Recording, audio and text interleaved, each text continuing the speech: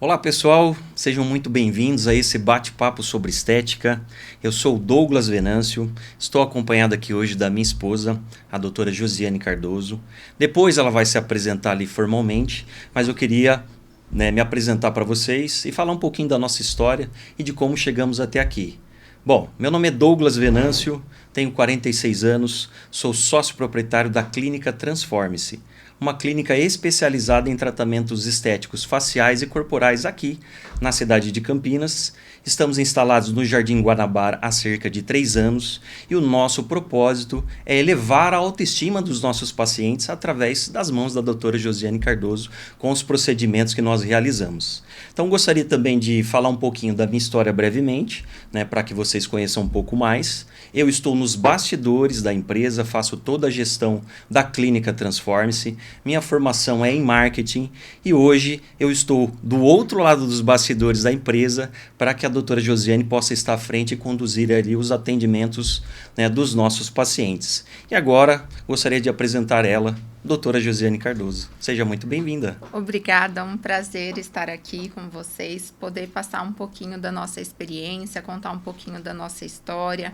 Então, meu nome é Josiane, eu tenho 38 anos e hoje eu estou à frente ali dos atendimentos minimamente invasivos da Clínica Transforme-se. E eu brinco, na verdade, Douglas, que na verdade foi a estética que me escolheu. Quando eu me formei, então, na biomedicina, era algo que eu não almejava estar atrás ali dos tratamentos estéticos. Todo mundo sempre falava para mim que eu levava muito jeito, de trabalhar com pessoas, com vendas, com estética. Eu sempre fui uma pessoa que gostei muito de me maquiar, de me cuidar, sempre tive uma autoestima ali.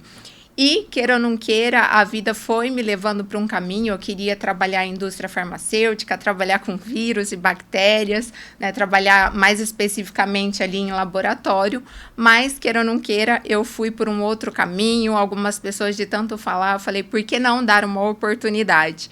E foi aí, então, que eu iniciei uma pós-graduação em biomedicina estética. E fui muito ali, graças a Deus, me encontrei nesse mundo da estética e a partir desse momento, então, eu comecei ali com a minha empresa, comecei sozinha, estou transformando vidas através da estética há mais de 6 anos e faz 3 anos que nós temos, então, que o Douglas veio para aumentar ainda mais, para somar e fazer essa empresa crescer, Douglas? Então, há mais de 3 anos que nós temos a Clínica Transforme-se. Isso mesmo. Bom, trouxemos aqui uma rodada de perguntas, serão 20 perguntas que nós coletamos ali com os nossos pacientes durante a semana, para que a gente possa estar levando para a nossa audiência, para você que está nos assistindo, pode ser a sua dúvida, a dúvida dos nossos pacientes. Então gostaria que você ficasse ligadinho nas perguntas e a doutora Josiane, com o conhecimento técnico dela, vai nos ajudar ali com a resposta a essas dúvidas dos pacientes. Vamos lá, doutora? Vamos lá. Temos aqui a primeira pergunta. Qual é o tempo ideal para começarmos a fazer a aplicação do Botox? Vamos lá, Douglas. Na verdade, não existe uma idade ideal. O que a gente precisa avaliar é a força muscular desse paciente. Então, por exemplo, hoje nós temos na nossa clínica uma paciente que é até difícil de encontrar, é atípico realmente. Uma paciente que ela tem 42 anos e é uma paciente que a gente chama de paciente hipocinética. O que significa isso? Um paciente que ela tem pouca força muscular. Então, será que é indicado para essa paciente, mesmo ela tendo 42 anos, a gente realizar ali o Botox nessa paciente? Eu, como uma profissional séria e ética, eu não vou indicar. Por quê? Porque senão eu vou trazer alguns efeitos indesejados. A paciente pode ter, como ela já tem uma força diminuída do frontal, vai fazer o quê? Eu vou trazer ali um peso para a face dela, consequentemente ela vai sentir ali a queda, vai ter uma ptose palpebral e talvez um efeito indesejado. Contrapartida, eu já tenho um paciente de 21 anos que ele tem uma força muscular excessiva, que a gente chama de hipercinético. Então, nesse esse paciente, talvez a gente pode começar a pensar já no Botox, mas também a gente tem que levar em conta. Se eu vou iniciar já um paciente de 21 anos, lembrando que o Botox, a toxina botulínica, né, que é o derivado desse medicamento, que vem de uma bactéria chamada Clostridium botulinum. Então, se eu entrar nesse paciente com 21 anos, fazer o uso desse medicamento nesse paciente, eu preciso levar em conta o quê? Eu preciso levar em conta que talvez no momento que ele mais precisar dessa medicação, que é quando ele envelhecer, ali por volta dos 50, 60 anos, talvez eu tenha uma ação diminuída desse material, desse medicamento. Então, o que a gente precisa avaliar? Será que não é legal eu entrar com outros recursos ali, um laser de CO2 fracionado, ou seja, um microagulhamento, entre outros procedimentos, e deixar o Botox ali para mais ou menos 28 e 30 anos, e aí sim eu faço uso desse medicamento. Agora, claro, se você quiser uma média, mais ou menos, de quando o paciente deve começar a usar, uma média de 28 a 30 anos seria o ideal. É ideal que a gente faça o uso, então, desse medicamento também, que o Botox, ele nos promete em bula, então, que a gente deve fazer o quê? Que ele trata as rugas dinâmicas. O que é isso? São rugas ali que ainda não está marcada na pele do paciente. Então, preventivamente, aquele paciente que ele já tem uma ruga marcada, não é o melhor cenário. A gente pode realizar esse procedimento? Pode, mas o efeito talvez não vai ser tão benéfico assim. É como, por exemplo, um papel amassado. Posso utilizar esse papel aqui um pouquinho?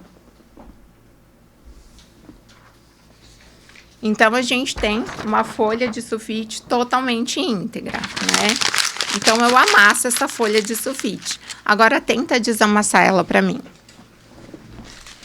Acho que não é uma tarefa tão difícil, vamos ver.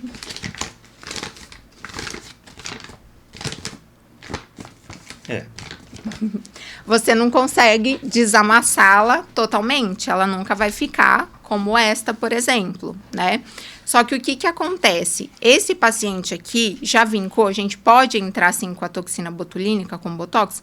Podemos, mas ele vai precisar de quê? De recursos de outros tratamentos estéticos para a gente, de fato, tirar isso aqui, eu chamo de rugas estáticas. As rugas dinâmicas, o que são? Aquela ruga que você tá paradinho ali com a testa e aí não tem movimento, não tem nenhuma ruga visível marcada. Então, nesse momento, é o ideal. Enquanto ainda a folha de sulfite ali tá lisinha. Esse momento é o ideal para a gente começar a aplicar o Botox. Perfeito. Então, devemos trabalhar de maneira preventiva e não só corretiva. Isso mesmo. Perfeito. Bom, já que falamos de Botox, entrando ali na seara facial, temos uma pergunta onde bioestimuladores de colágeno, doutora Josiane, dão resultado? E como eles funcionam? Sim, com certeza, Douglas. O bioestimulador de colágeno dá resultado. O problema é a maneira, muitas vezes, a forma, né? Que é explicado para o paciente o que o bioestimulador vai entregar de resultado.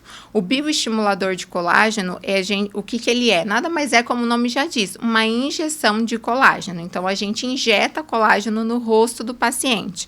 Então, esse medicamento, ele vai sinalizar ali para o nosso colágeno, para a nossa elastina, a produzir mais colágeno. E isso acontece através de um processo inflamatório, proposital, que a gente fala.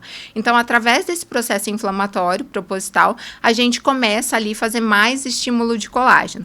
Quando o bioestimulador de colágeno ele é de forma preventiva, a gente começa a fazer banco de colágeno, o que é um benefício que nos traz um benefício muito grande. Só que o que a gente vai levar em conta? Às vezes, isso é ofertado para o paciente como se o bioestimulador de colágeno fosse realmente transformar ali, fosse suavizar um bigode chinês, ou aquele bulldoguinho que o paciente vai ficando no cantinho da boca, quando na verdade não. O bioestimulador de colágeno, eu falo que ele é o alicerce da nossa pele.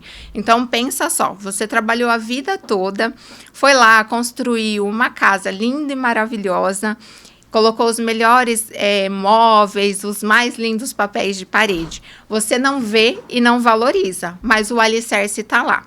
Então, é isso que o bioestimulador de colágeno ele vai fazer na nossa pele. O que o paciente tem que esperar de resultado em relação ao bioestimulador de colágeno?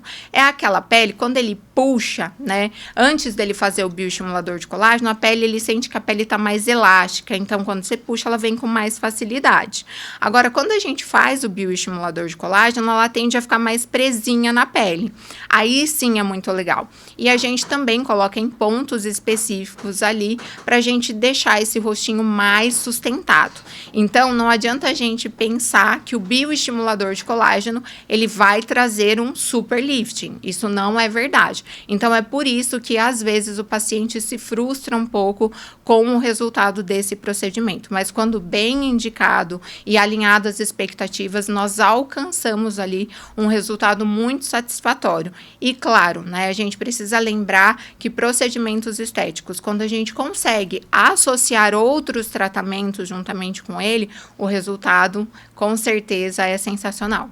Maravilha. Então é isso, pessoal. Bioestimuladores são essenciais, sim, mas sempre associados a outros, né, tratamentos, para que ali o paciente possa ter ali a sua ideia, né, de resultado, né, garantida quando ele associa com outros procedimentos. Perfeito. Correto, doutora?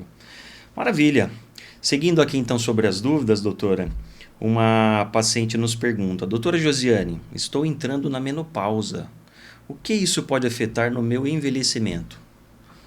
Na verdade, Douglas, 85% hoje dos nossos pacientes são ali mulheres entre 40 e 45 anos, as mulheres menopausadas. E uma fase da vida muito difícil, né? Então, uma fase que a mulher, ela chega com a autoestima muito abaixo, né? Ela chega, ela olha no espelho, ela realmente não se reconhece, o marido já não entende mais e também não reconhece essa mulher. Por quê? Porque nessa fase da vida, a gente tem a queda do estrogênio.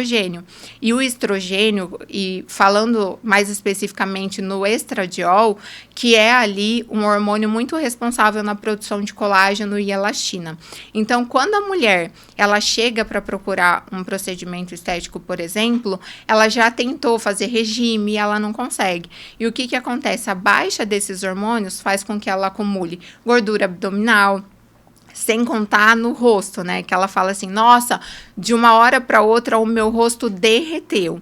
E o que acontece com essa mulher? Ela teve ali, ela não teve uma quedinha dos hormônios, ela teve uma queda muito abrupta desses hormônios. E, consequentemente, sim, essa mulher, ela chega com a autoestima lá no pé. E através dos procedimentos estéticos, então, a gente consegue ali resgatar um pouco da autoestima dessa mulher. E também pensando e falando um pouco mais sobre o processo de envelhecimento, é importante a gente falar que o processo de envelhecimento, ele começa, Douglas, ali aos 20 anos, né? Então, aos 20 anos, a mulher, ela começa a perder, não só a mulher e homem, né? Na nossa clínica, inclusive, nós atendemos tanto mulheres quanto homens. Então, nessa fase da vida, aos 20 anos, a gente já começa a perder 1% de colágeno ao ano. Quando a gente chega ali na meia-idade, 40 anos em média, a gente vai para 2% de perda de colágeno ao ano. E quando a mulher ela entra na menopausa, ela vai perder colágeno 6% ao ano. Então, é por isso que a mulher chega na clínica e ela fala assim, o meu rosto derreteu, eu tenho uma gordurinha que não sai de jeito nenhum, eu como só alface e ela não vai embora. Então, é importantíssimo que a mulher, nessa fase da vida, ela procure uma ajuda, procure por profissionais sérios, para fazer também, não só os tratamentos estéticos, mas trazer esse acolhimento, que é uma fase da vida muito difícil. Eu, inclusive, estou passando por essa fase, né? Eu fui diagnosticada como uma menopausa precoce e eu tenho vivido isso e eu sei o quanto é difícil, porque realmente a gente olha e a gente não se reconhece. Parece assim que você mudou do dia para a noite. Então, receber e poder entregar esse acolhimento para as mulheres, eu falo que Deus é perfeito em tudo. Que bom que vamos olhar de uma forma positiva, que bom que eu estou passando por isso, porque eu consigo olhar com muito mais amor, com muito mais carinho, com muito mais acolhimento para essas mulheres que tanto precisam de mim nesse momento. Falar com propriedade, né? Um ponto interessante que a doutora levantou, então, nessa fase menopausada, então, o paciente ali, a mulher que está entrando nessa fase, ela está perdendo o triplo de colágeno, né? Considerado ali como perca gradativa, é o triplo do colágeno. Isso mesmo, isso mesmo. Então, o que é o ideal? O cenário ideal, Douglas, é que essa mulher ela comece a procurar por tratamentos estéticos antes dessa fase, né? Quando ela chega na fase de menopausa, vai demandar de mais recurso, né? Mais tratamentos, maior investimento. Então, queira ou não queira, se a paciente ela chega antes dessa fase, a gente começa ali a construir, começa a fazer o banco de colágeno dessa paciente, já entra com alguns recursos de tratamentos ali com que não deixe ela com essa sensação de rosto derretido. Então, é sempre ideal que ela venha preventivamente, principalmente antes dessa fase da vida ali. Então, se a idade média, mais ou menos hoje no Brasil, de uma mulher entrar na menopausa, eu estou um pouco fora da curva, mas é 45 e 55 anos. Hoje essa é a média. Então, vamos pensar assim, para não deixar tão tarde, 40 anos eu acho que é uma boa idade ali. Claro que tem muitos pacientes que gostam e procuram os tratamentos estéticos antes, com certeza. Mas se eu tiver que sugerir, 40 anos seria uma boa idade. Maravilha.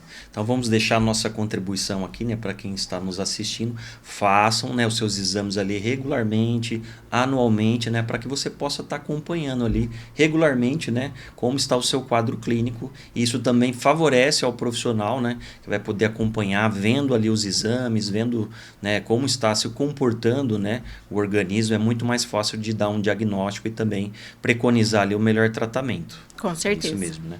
Maravilha. Vamos para a próxima pergunta. Por que o nosso lábio vai diminuindo com o tempo e qual o tratamento mais indicado para esses casos?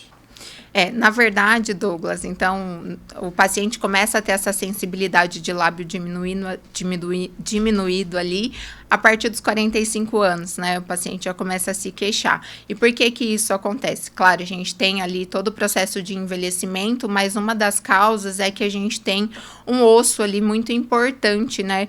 Que faz com que contribui isso na perda óssea, né? Que é a pré-maxila. Então, a gente tem, como a gente usa esse osso ali pra gente comer, mastigar, né?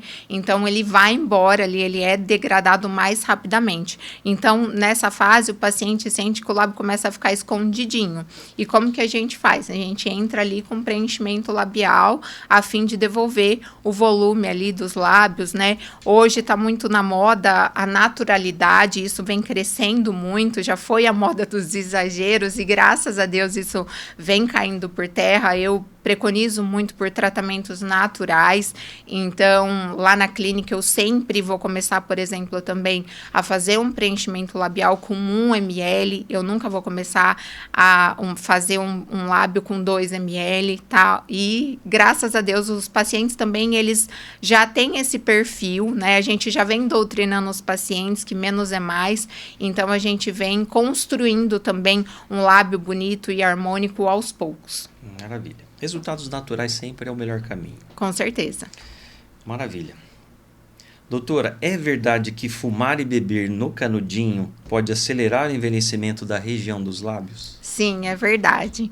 O cigarro, né, a gente fica, tanto o cigarro e o canudinho faz com que toda hora a gente faça um movimento de bico. Então, a gente começa a utilizar o músculo ali orbicular da boca. Então, a gente tem maior atividade, consequentemente, a gente perde o volume, a gente acelera o processo de envelhecimento ali dos lábios, né, não só dos lábios, mas de toda a região perioral. Então, o paciente também ali, além de perder o volume dos lábios, ele também começa a ter aquelas rugas que a gente chama de códigos de barras. Então, principalmente hoje a gente vive aquela era, né, da garrafinha que vem com canudinho. Então, se você aí não quer ter código de barras ou o lábio diminuído ali, né, de forma precoce, então se atente e corte esse hábito da sua vida. Olha aí, pessoal, vamos ficar atentos então com os canudinhos, hein, e também o cigarro. Doutora, vamos entrar agora num outro tema, mas que para a gente é muito comum na clínica, né? E essa é uma dúvida de uma paciente. O que é o melasma e qual é a diferença entre os casos de melasma e melasma resistente? Qual que é a diferença? Exemplifica para a gente, por favor. O melasma, Douglas, é uma doença inflamatória e ele não tem cura ainda. Até o momento não se tem cura, mas tem controle, né? Ele é uma doença ali que são manchas, na verdade, acastanhadas e sem formas. Tem melanose solar, que é muito comum em mãos ou em alguns pontos específicos ali, né, no rosto. E essas manchas, então, aí a gente caracteriza, são por exposição solar ali, mas ela tem uma característica, ela é redondinha, ela é diferente do melasma. O melasma, eles são, então, essas manchas acastanhadas e sem forma, né? Ela pode ali começar pequena e, se não tratada, né, ela toma o rosto todo. Então, como que a gente faz, né? Ela pode ser também de função hormonal, né? Por uma disfunção hormonal, ou ela também pode ser ali por exposição solar sem proteção. Então, é muito comum em mulheres, quando essa mulher, ela entra ali, ela inicia uma gestação. Por quê? Porque o estrogênio, que é o estradiol, ele é o hormônio que mais mancha a pele. Então, por isso que é tão comum, porque a mulher, quando ela é engravida, ela tem uma elevação ali muito drástica na produção do estradiol. Então, com isso, ela tende a ter essas manchas, né? E na clínica, nós temos ali um protocolo super seguro, porque o melasma, ele é realmente um desafio, então precisa olhar de uma forma muito consciente. Então, com muitos estudos, a gente desenvolveu um método chamado Skin Tone. É um método muito seguro. É importante a gente falar que é um desafio cuidar de melasma, e se a gente não tiver uma cautela na hora de tratar esse melasma, a gente pode até ter um efeito rebote. E o que é esse efeito rebote? É quando a gente piora o melasma do paciente, né? E não é o que a gente quer, senão o paciente vai ficar chateado ali com a gente. Então, pensando em tudo isso, que é uma dor, né? Quem sofre com melasma sabe o quanto que é difícil tratar o melasma, como que é difícil clarear essa mancha. Então, a gente desenvolveu o protocolo Skin Tone com nutracêuticos. Então, a gente vai fazer ali, a gente vai olhar o paciente como um todo. Então, a gente trata esse paciente de dentro para fora também. Tá? E o que acontece? É muito comum também a gente ter melasma resistente. E isso é muito comum em homens. E a título de curiosidade, às vezes um homem ele procura uma clínica de estética para fazer ali o tratamento de melasma, e aí o profissional só fica ali fazendo peelings químicos, né? Só fica focando realmente ali na queixa do paciente, mas esquece de olhar no paciente como um todo. E como que a gente faz? Por isso que a gente tem um tratamento individualizado na clínica. Às vezes a gente tem que solicitar alguns exames, né, para a gente fazer uma investigativa, já que é uma doença, pode ser uma doença hormonal, então a gente precisa olhar para o perfil ali hormonal do homem. E muitas vezes, principalmente quando o homem chega na clínica falando que ele tem esse melasma resistente que não consegue clarear, na maioria das vezes, quando a gente vai fazer essa investigação, o homem ele está com nível de estradiol alto. Então, a gente sempre faz essa investigativa para a gente ter certeza que não é hormonal. E se for, a gente consegue também tratar. Maravilha. Bom, eu sei que esse é um tema que a gente poderia se aprofundar muito mais, né? Você falou e exemplificou aí várias coisas, né? Mas a questão do melasma, como ela bem colocou, pode estar atrelado a uma questão genética, uma questão hormonal, a hábitos, né? Pode ser alimentares. Sim, com certeza. Exposição à luz, também, né? Luz solar, a luz artificial. Hoje tudo, né, que no nosso dia a dia, né, a gente está envolvido ali por luz, né? Então, o uso contínuo, né, muito próximo de celular, de computador, enfim. Então, que dica você poderia dar ali como uma dica mínima, de proteção para a pele? É primordial, né? Principalmente quem sofre com melasma tem que usar protetor solar, né? E o ideal, quem tem melasma precisa usar o protetor solar com cor. Por quê? Porque o protetor solar com cor, a gente tem uma proteção física e química junto. O que é isso? Então, a gente passa o protetor solar ali, né? Quando o raio bate, ele bate e ele reflete. É como se fosse um espelho. Então, queira ou não queira, a gente tem uma proteção maior. A gente precisa reaplicar esse protetor? Com certeza. Mas a gente consegue ali espaçar um pouco mais essa reaplicação do protetor solar. Se a gente for pensar num protetor protetor solar hoje sem cor, que a gente chama de protetor solar branco, né? A gente vai pensar numa reaplicação ali mais ou menos a cada 2 horas. Num protetor solar ali com cor, a gente vai pensar numa reaplicação a cada 6 horas, mais ou menos. Maravilha. Temos uma outra pergunta que acho que engloba muito daquilo que nós já falamos, né? Mas qual é o melhor momento para iniciarmos os tratamentos estéticos? O melhor momento, Douglas, é fazer o tratamento preventivamente. Quando a gente faz ali o tratamento preventivamente, a gente consegue atingir resultados mais naturais, mais duradouros. A gente faz algo com calma, não faz algo com pressa, né? Então, eu falo que um resultado, por exemplo, elegante, é aquele resultado que a pessoa ela olha para você e ela fala assim, nossa, você fez alguma coisa no seu rosto? Mas ela fica na dúvida, ela não sabe se você fez ou se você não fez. Agora, quando a outra pessoa chega e fala assim, nossa, o que você fez no seu rosto? Ela tá afirmando que ela fez. Então, não tá natural. Tem um excesso de produto ali, tem um volume exagerado ali, né? Então, isso não é natural. E, normalmente, né, as pessoas, infelizmente, são um hábito do brasileiro, né? As pessoas, elas deixam tudo para a última hora. Então, deixa ali, eu vou casar uma filha, um filho, né? Então, queira ou não queira, a gente gosta de trabalhar com maior tempo para que a gente entregue um resultado mais natural. Perfeito. Quais são os cuidados básicos para a pele e em que frequência devo utilizar esses cuidados? Olha, os cuidados básicos com a pele começam ali na nossa alimentação, né? Então, a gente precisa cuidar da nossa alimentação. Hoje a gente já sabe também que sobre a atividade física é importantíssimo, né? Pra gente cuidar, isso também interfere na pele. Cuidar do nosso intestino, porque o intestino está ali muito ligado com a nossa pele. Então, se o intestino não tá funcionando, você não vai conseguir ter uma pele boa. Então, ter hábitos saudáveis, fazer o uso de produtos home care, né? Então, ter ali uma rotina diária de skincare na sua casa, isso é de extrema importância. Você poderia dar alguma dica para a nossa audiência desses cuidados? Quais os produtos básicos que você recomendaria para que essa pessoa inicie ali os cuidados? Se ela estiver fazendo de maneira preventiva, que é o que você está recomendando, começando ali na adolescência, né, tratando de uma acne, mas que cuidados você diz que seria cuidados básicos para que ela possa fazer em casa, para quem está nos assistindo agora? Tá, é importante que você tenha um sabonete e aí você precisa saber identificar qual é o seu tipo de pele, né?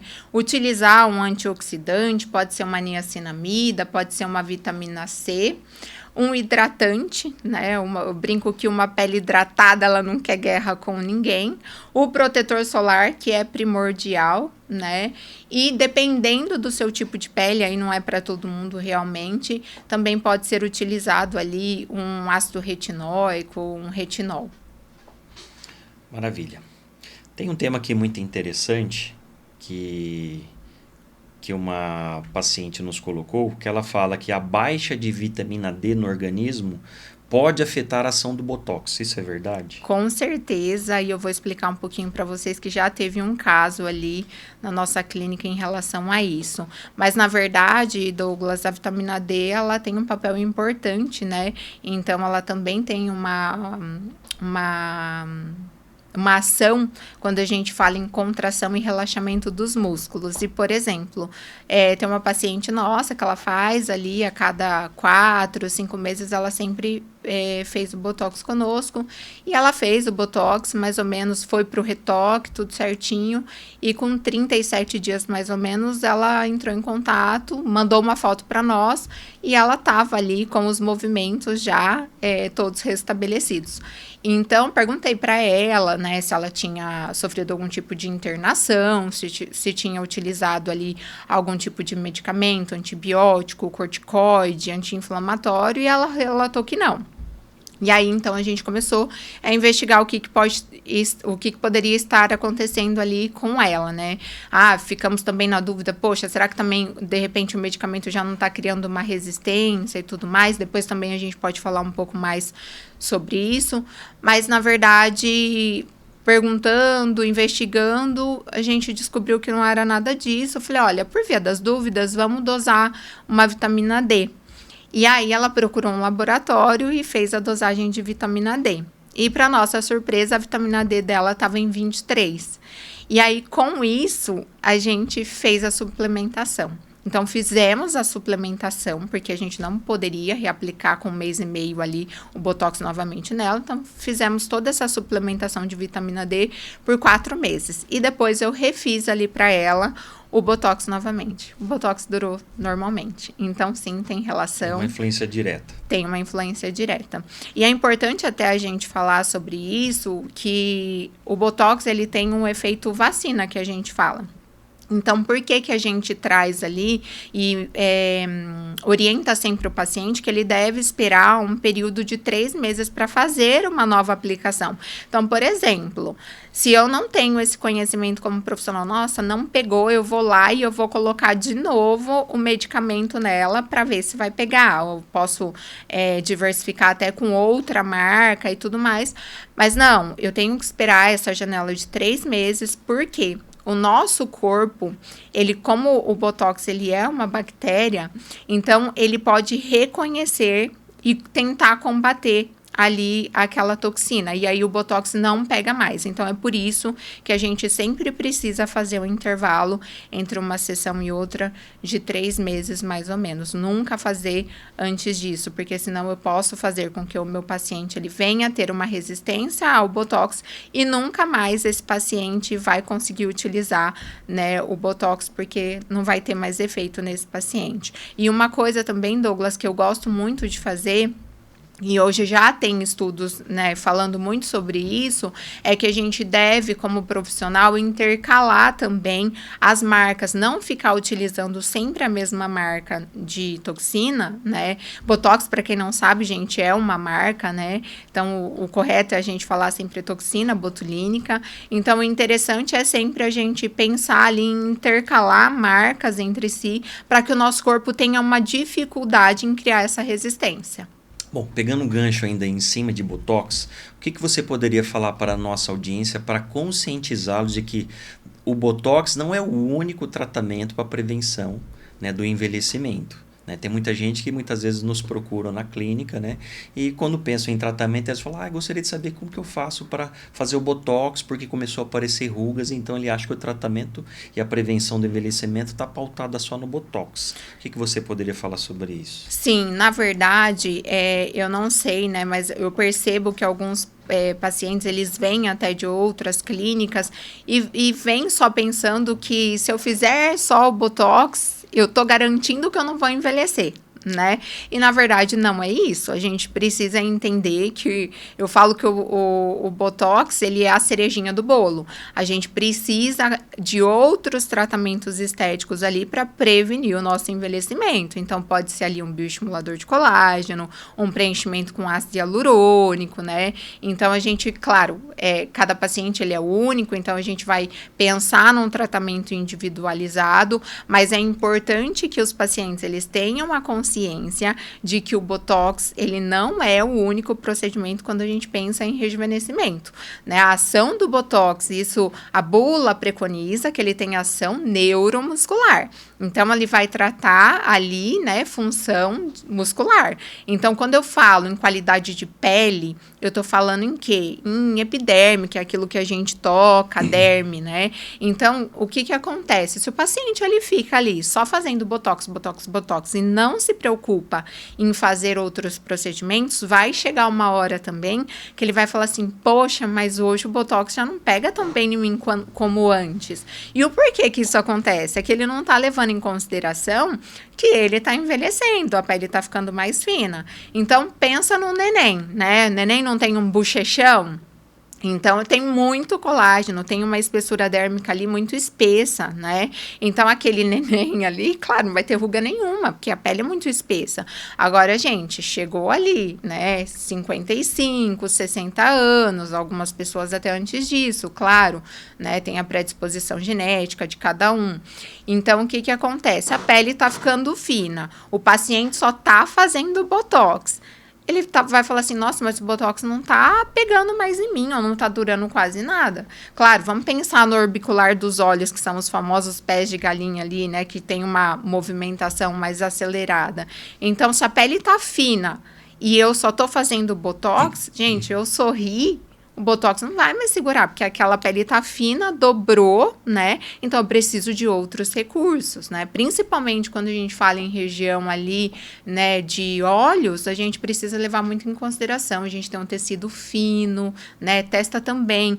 E por que que o Botox é o queridinho? Porque hoje ainda a gente sabe que o procedimento mais seguro quando a gente pensa em testa, que é o frontal, glabela, que é aquela ruguinha do 11 orbicular dos olhos, o ideal, realmente, se a gente faz preventivamente, a gente tem bons resultados com o Botox, mas a gente precisa lembrar que ainda que eu comecei cedo a fazer o Botox, eu estou envelhecendo, a pele está afinando, então eu preciso entrar, seja ali com um laser de CO2 fracionado, microagulhamento e outros procedimentos, né, para eu fazer o engrossamento ali dessa pele e ter um resultado muito satisfatório. E vai fazer até o Botox do paciente durar mais, com certeza. Maravilha. Bom, o melhor dos cenários é procurar a clínica Transforme-se e fazer uma avaliação com a doutora Josiane. Né? Esse é o melhor dos cenários. Falando ainda sobre envelhecimento, tem um tema aqui que eu acho que é algo importante para você poder exemplificar e trabalhar um pouquinho, que é sobre os fios de PDO, ou os fios de sustentação. Será que eles realmente funcionam? Para quais casos você recomendaria a utilização desse procedimento? Os fios de PDO, ele também precisa ser muito bem indicado, né? Esse é a cereja da cereja do bolo, eu falo. Então, por exemplo, o paciente, ele precisa ter uma pele bem estruturada para receber o fio, né? O fio de sustentação, ele sempre foi muito vendido ali como nossa lifting facial. Só que se aquela pele, ela não tem uma firmeza, né? Uma espessura dérmica ali sólida para segurar, quando a gente fala em fios de sustentação, a gente está falando em um fio de colágeno, né? O fio de sustentação, o que que é? É um fio de colágeno que tem umas garrinhas. Aí, quando a gente coloca no rosto do paciente, essa espícula, ela abre, né, e ela segura o rosto do paciente. Só que se o paciente não tiver uma espessura dérmica boa, o que que vai acontecer? A gente coloca no rosto do paciente, na hora vai ficar lindo e maravilhoso, o paciente vai sair do consultório, né, tem um processo inflamatório acontecendo ali, nossa, meu rosto levantou, assim, absurdamente. Vai passar 15 dias e ele vai se frustrar. E ele vai falar assim, viu? Não sei o que aconteceu com o meu rosto, cedeu de novo, é uma linha de colágeno.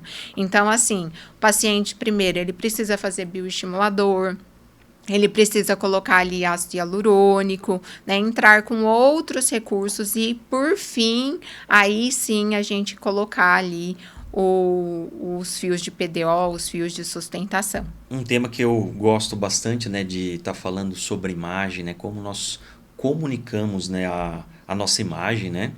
Como que os tratamentos estéticos podem ajudar na composição dessa imagem e isso pode nos ajudar a comunicar melhor e com mais autoridade. O que você falaria sobre isso? Na verdade, eu falo que a nossa imagem, né, ela comunica antes mesmo da gente abrir a nossa boca, né?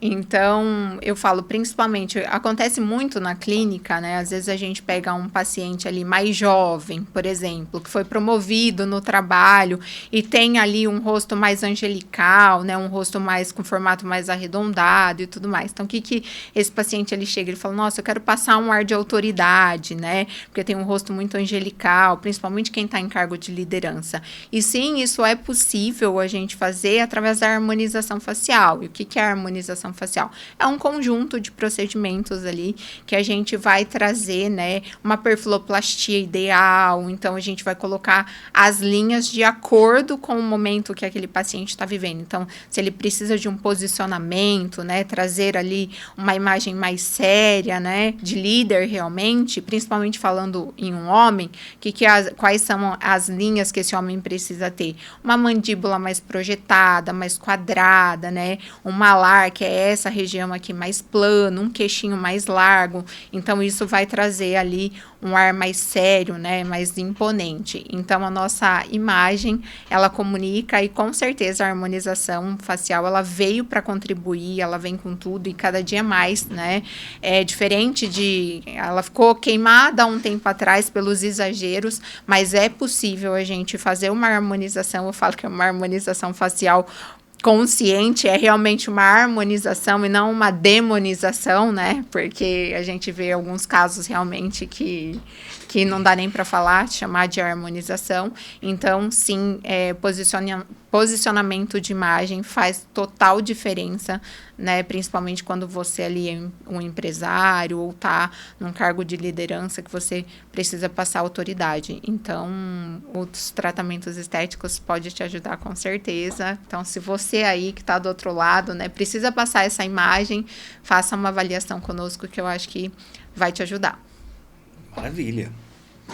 Bom, seguindo aqui então com algumas dúvidas das nossas pacientes, o que é ultrassom microfocado e para quais casos ele é indicado? Ultrassom microfocado é uma onda de ultrassom, no qual a gente fala que a gente vai fazendo grampeamento ali, né, da face do paciente. Então, a gente vai deixando o tecido mais juntinho, mais coladinho na pele. Eu gosto muito de fazer o ultrassom microfocado associado ao bioestimulador de colágeno, tá? Porque quando eu associo o ultrassom microfocado com o bioestimulador de colágeno, eu aumento em 7 vezes mais a produção desse colágeno. Ou seja, eu tenho um resultado muito melhor, muito mais duradouro, né? Eu gosto sempre de falar que o ultrassom microfocado, o que ele faz na pele, pensa como se fosse um sanduíche, né? Então, a gente consegue trabalhar diferentes camadas. Então, o ultrassom microfocado, a gente consegue trabalhar derme, a gente trabalha tecido subcutâneo e face muscular, que é uma camada mais profunda da pele, né? Então, hoje, a gente consegue, antigamente, a gente só conseguia chegar em face muscular através ali da cirurgia plástica, que é onde o cirurgião plástico atua ali, né, quando ele vai fazer o lifting facial. Hoje isso é possível graças ao ultrassom microfocado. E em quem que eu gosto, então, de fazer o ultrassom microfocado? Eu não gosto de fazer em todos os rostos, tá? Eu gosto de fazer naquele rosto mais pesado. Naquele rosto, por exemplo, que o paciente tem até uma falta de contorno, uma papadinha. Eu não gosto de fazer em rostos muito magros, porque o paciente, ele pode, então, a vir a ter uma perda de gordura importante, né? Lembrando que se ele já tem um rosto mais fininho, eu não vejo sentido em fazer, né? Mas aí varia de profissional para profissional, né? Não é que não pode ser feito. Eu, pela minha metodologia de trabalho, eu evito. Então, a gente gosta muito também de trabalhar com ultrassom microfocado para fazer aquele efeito bichectomia, sabe? Para deixar aquela bochechinha mais fininha ali. Então, os pacientes gostam bastante. Maravilha. Acho que é bom também exemplificar aqui para a nossa audiência, não só falando do ultrassom, mas de qualquer outro tratamento, como que são as etapas, né, do atendimento dentro da clínica? Como que você define um plano de tratamento ideal para o paciente? A gente precisa lembrar, né, que cada paciente ele é único, então o protocolo vai ser de acordo com a queixa do paciente, né? Então, o primeiro passo, eu acho que é ouvir esse paciente, saber o que realmente incomoda ele e a partir disso a gente vai traçar um plano de tratamento. O que a gente gosta muito, Douglas, inclusive, de fazer com os nossos pacientes é traçar um plano de tratamento anual. Então, com isso, a gente já organiza o espaço de tempo que a gente vai fazer durante todo o ano com esse paciente. O paciente, ele também já se organiza financeiramente, né? Isso é muito interessante, porque, queira ou não queira, a vida, ela é feita ali, né, de imprevistos, eu falo. Então, e quando acontece um imprevisto, quebrou o carro, não sei o quê. Então, a pessoa fala assim, nossa, não vai dar, vou ter que abortar a missão do meu tratamento estético. E se ela fez esse planejamento anual, né, do seu tratamento, ela não vai precisar abrir mão da autoestima dela, né? O procedimento dela vai estar garantido ali. Então, é o que a gente gosta bastante de fazer. Uma organização financeira e também uma organização da sua beleza, da sua autoestima. Com certeza. Maravilha. Agora, algo que é bem interessante e acho que é um tema bem relevante, né? Doutora Josiane, eu realizei a cirurgia bariátrica e com a redução de peso eu herdei bastante flacidez, tanto nos braços quanto na região do abdômen. Quais tratamentos são mais indicados para a minha queixa? A gente precisa avaliar, né? Provavelmente deve ter um pouco de gordura, um pouco de flacidez, como ela relata. Recentemente, por exemplo, nós também tivemos um caso lá em nossa clínica, que foi um paciente que ele fez a utilização daquele balão. e ele perdeu 27 quilos. E ele chegou na clínica falando, olha, né, ele balançava assim o abdômen dele, era pura pele. Ele falou, Josi, será que tem como a gente fazer isso sem cirurgia plástica? E eu não prometi nada e graças a Deus entregamos tudo para ele. Então a gente conseguiu, através de um protocolo chamado UpShape, a gente conseguiu em 67 dias entregar um resultado, e um resultado que ficou sensacional, inclusive tá lá no nosso Instagram. Então, a gente precisa avaliar individualmente, nada como uma avaliação, né? Mas, através do protocolo UpShape, com certeza a gente conseguiria entregar um resultado bem satisfatório para essa paciente. Maravilha. Acho que falando ainda nesse tema, né, de emagrecimento, aqui foi uma condição específica, né, dessa paciente falando de redução, né, de cirurgia bariátrica, mas está muito em evidência as famosas canetinhas, né? Então, muitas pessoas buscando, né, esse tratamento mais rápido para chegar no peso ideal, mas há ali uma perca de peso rápida, né? E isso gera, né, alguns desconfortos ali para a pele, né? Normalmente até a flacidez. Quais seriam os tratamentos que poderiam ser associados a quem busca esse tipo de tratamento, que são as canetinhas, e como a estética entraria no auxílio desse processo de emagrecimento? Na verdade, quando o paciente ele se dispõe a fazer uso das canetas emagrecedoras, a gente precisa levar em consideração o quê? Pensando no rosto, eu penso em que ele deve fazer um tratamento preventivo. Então, esses pacientes normalmente, tá? Principalmente quando a gente tem esse emagrecimento de forma abrupta aí, o que acontece? A gente tem perdas de gordura, a gente tem perda óssea, né? Já saiu até um estudo falando das canetas emagrecedoras e um pouco de perda ali, né? De osteopenia que a gente fala. Então, a gente precisa, assim, tomar um cuidado, mas isso, assim, tá muito na moda, tá em evidência, né? Mas pensando em rosto, né? Quando o paciente, ele tem esse emagrecimento rápido, ele vai ficar com aquela face cadavérica. Então, é importante que ele faça ali um tratamento preventivo, uma injeção de colágeno, né? Antes de iniciar. Esse é o melhor dos cenários. Agora, pensando em procedimento corporal, aí tem que passar todo por esse processo de emagrecimento e, por fim, a gente vê se ainda ficou uma gordurinha, se tem uma flacidez, e aí sim a gente organizar ali um plano de tratamento para esse paciente. Maravilha. Bom, você citou ali aquela aparência cadavérica, né? Eu acho que o que fica ali mais rapidamente exposto, né, do paciente é a questão do olhar, né, que fica aquele olhar cansado, caído, as olheiras, e também a região aqui do bigode chinês. Então, o que você poderia exemplificar de tratamentos específicos para essa região?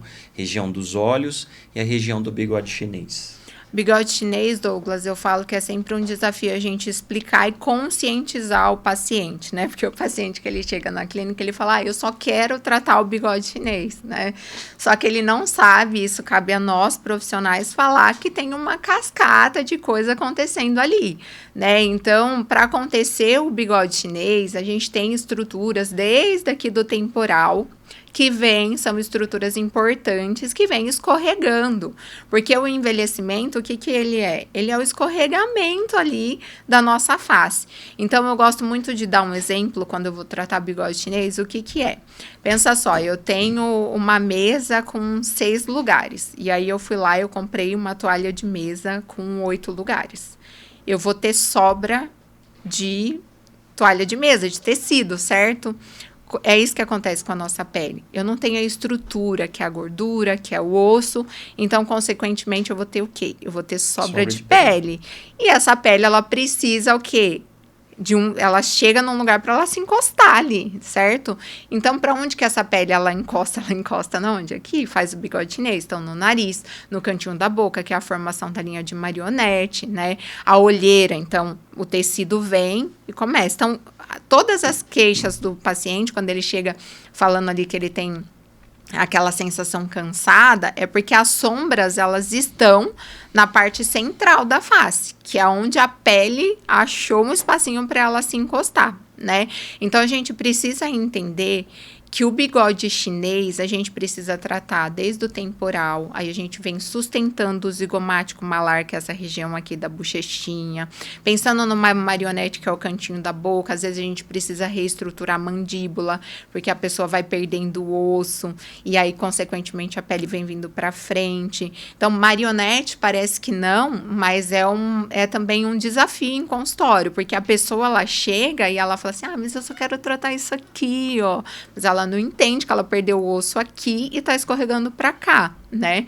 Então, a gente precisa explicar, conscientizar isso para o paciente. Mas pensando em um tratamento, o que eu faria? Eu faria sustentação de têmpora, né? Importantíssimo a gente reestruturar a têmpora, sustentar também zigomático malar, para a gente devolver, segurar realmente aquele tecido, né? E isso a gente faz com ácido hialurônico. Então, por exemplo, qual que é a função do ácido hialurônico, né? A função do ácido hialurônico, ele hidrata a pele, né? O ácido hialurônico a gente tem no nosso organismo. Já está presente. Já está presente, né? Porém, o que a gente tem em consultório, né? É derivado de uma bactéria ali, de uma fermentação bacteriana. Então, ali fica tipo um gelzinho. Mas a função dele é ocupar espaço entre as células, tá? Tem um estudo muito pequeno que fala, assim, que eu nem vejo como um estudo sério, vamos dizer assim, mas que fala que através ali, né, em volta, que tem aquela superidratação, ele estimula um pouco de colágeno, mas é muito pequeno. Mas a função realmente do ácido hialurônico é fazer com que ocupe espaço entre as células e faça a suavização das rugas. Então, o que eu gosto de falar quando para o paciente entender um pouco melhor? Pensa lá na escola quando tinha um quadro de anúncio, né, de avisos, né, então não tinha aquela tarraxinha. Então tem uma técnica que a gente faz no consultório com ácido hialurônico, a maneira que a gente coloca o ácido hialurônico lá no osso. Então é como se ele fosse aquela tarraxinha segurando o papel. É isso, quando a gente coloca o ácido hialurônico em uma técnica de MD Coats, a gente segura essa pele como se fosse segurar um papel. Então, a gente sustenta. Então, a gente consegue melhorar esses efeitos indesejados do bigode chinês, tirar esse aspecto cansado. Bom, doutora, é chegado o final aí dessa primeira rodada, né, de perguntas. Acho que aqui nós procuramos exemplificar bem para a nossa audiência, para quem está nos assistindo, né, que são dúvidas recorrentes, são dúvidas que nós recebemos todos os dias, né, na nossa clínica, né? Então, queria te agradecer pela participação, agradecer a você que ficou aí, né, acompanhando e tirando essas dúvidas, né, através das perguntas e das respostas que nós colocamos aqui. Mas se você tem mais perguntas como essa, tem dúvida, entre em contato com a gente. Nós somos a Clínica Transforme-se, uma clínica especializada em tratamentos estéticos faciais e corporais aqui na cidade de Campinas. Clínica Transforme-se, o lugar onde a sua transformação acontece.